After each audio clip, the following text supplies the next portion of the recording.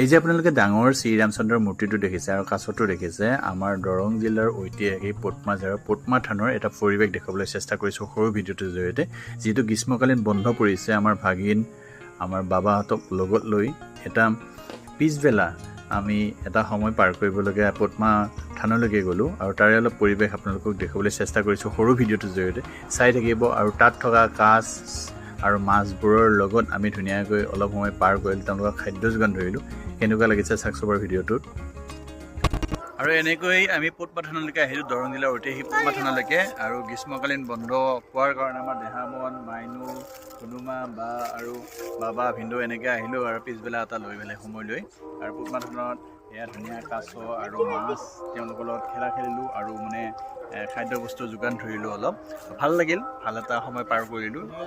সৰু ভিডিঅ'টো চাই থকাৰ বাবে ধন্যবাদ।